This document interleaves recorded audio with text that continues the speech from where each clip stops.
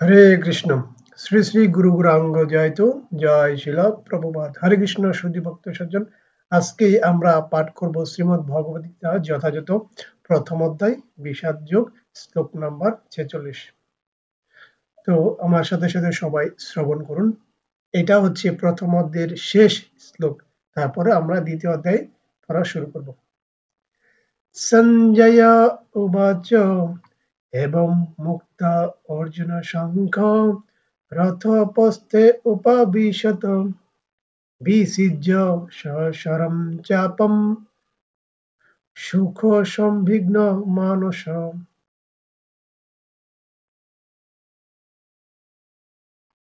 সঞ্জয় উবাচ, সঞ্জয় বললেন, এবং এইভাবে উক্তা বলে অর্জুন শঙ্খে যুদ্ধক্ষেত্রে রথোপস্থে রথের উপর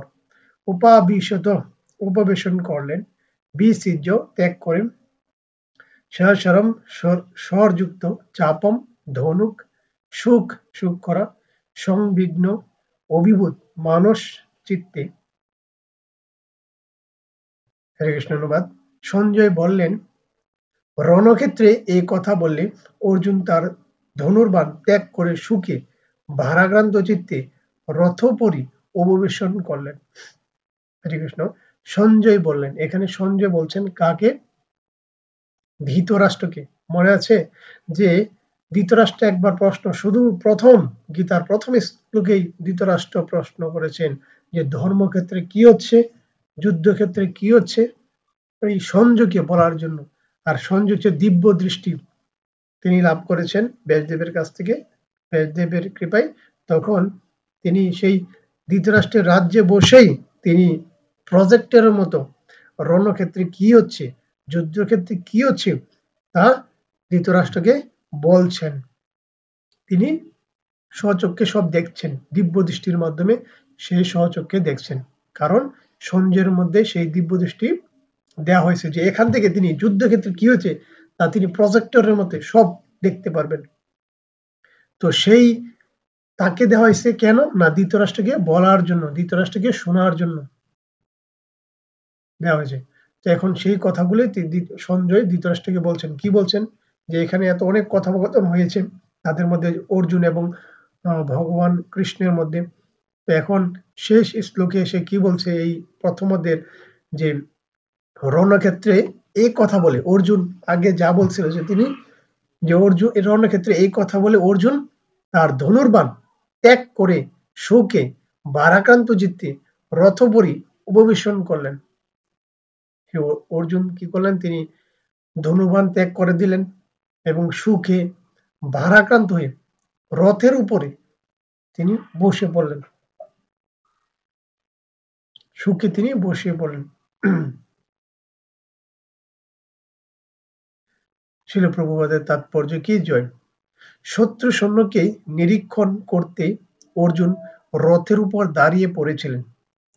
প্রথমে তিনি অর্জুন ভগবানকে কি বলেছিলেন যে হে পরমেশ্বর ভগবান শ্রীকৃষ্ণ, যে আপনি কৃপা করে দুই সৈন্য দলের মাঝখানে রথটি স্থাপন করুন, আমি দেখতে চাই শত্রু পক্ষে কারা রয়েছে, আমি তাদেরকে দর্শন করতে চাই। তখন দর্শন করে কাদের দেখলেন? যে পিতামহ, ভীষ্ম, তারপরে হচ্ছে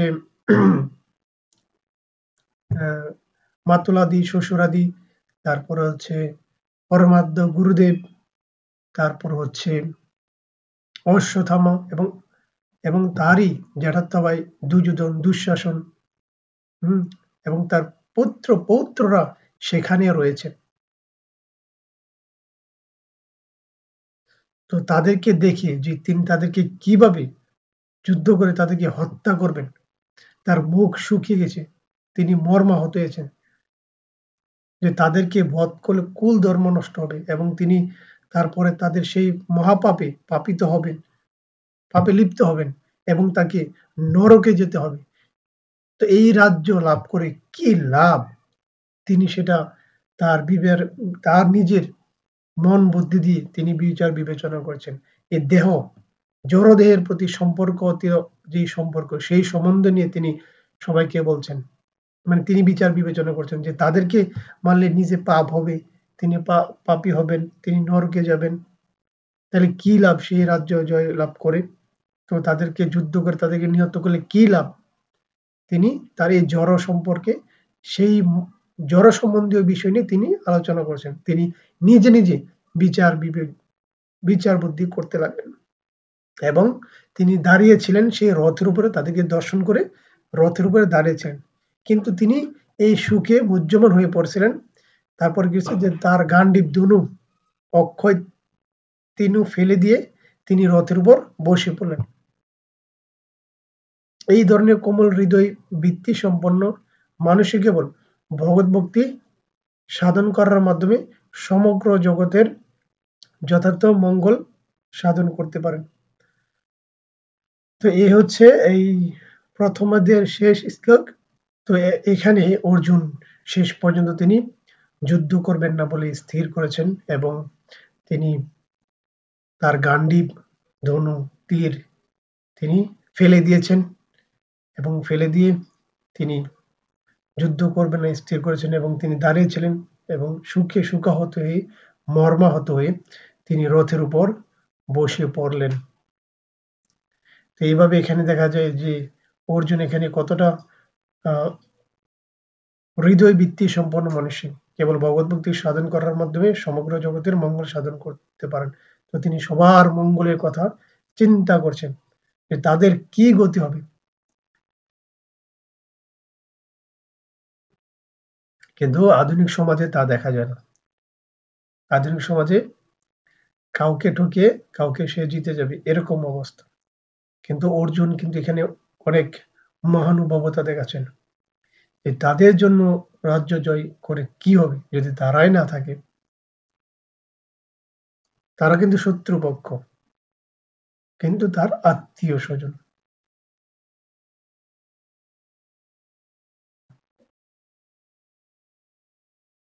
এখানে সবাই তারা অপরাধী, সবাই সেখানে জড়িত ছিল। কপটা তারা সবাই ছলনাময়ী, সবাই কপটতাপূর্ণ, সবাই ছলনা করেছে। এখানে অনেক মারার প্ল্যান করেছে তারা, কিন্তু অর্জুন তারপরও তিনি তাদেরকে ক্ষমার দৃষ্টিতে দেখছেন যে তাদেরকে হত্যা করে কোনো লাভ নেই, সে পাপী হবে, তাকে নরকে যেতে হবে, সেই চিন্তা করছেন তিনি। তার দেহ সম্পর্ক আত্মীয় স্বজনের কথা চিন্তা করছেন, কিন্তু সে যে চিন্ময় আত্মা, সে যে ভগবানের অবিচ্ছেদ্য অংশের কাছে পূর্ণের সেবা করা, ভগবানের নিত্য দাস, তিনি সেটা ভুলে গেছেন। তো ভগবান তাকে জ্ঞান দান করবেন এবং সেই যুদ্ধ করার যে এই মায়াগ্রস্ত মোহ থেকে তাকে উদ্ধার করবেন ভগবান। তো পরবর্তী অধ্যায়ে আমরা জানতে পারবো। তো এটা হচ্ছে এই রণক্ষেত্রের রণাঙ্গনে সেনা পর্যবেক্ষণ বিষয়ক বিষাদ যোগ নামক শ্রীমদ ভগবদ্গীতার প্রথম অধ্যায়ের ভক্তিবেদান্ত তাৎপর্য। বিষাদ অর্থাৎ অর্জুনের এই বিষাদ, যাদেরকে দেখে তিনি হতাশাগ্রস্ত, মোহগ্রস্ত এবং মর্মাহত, সুখে তিনি দাঁড়ানো থেকে বসে পড়লেন।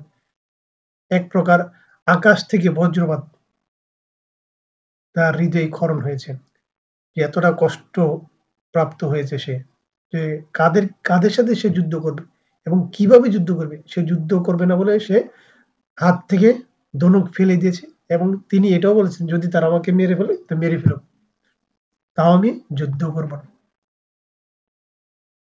এটা হচ্ছে বিষাদ, এটা হচ্ছে অর্জুনের বিষাদ। প্রথম অধ্যায় সে যুদ্ধ করবে না, কোনোভাবেই না। তো পরবর্তীতে অধ্যায়ে আমরা জানবো ভগবান কিভাবে তাকে মোটিভেট করে এবং কিভাবে তার নিজের স্বরূপ সম্পর্কে জ্ঞান দান করেন, আত্মজ্ঞান দান করেন। তো সেটা আমরা জানবো। হরে কৃষ্ণ। তো আজকে এ পর্যন্তই।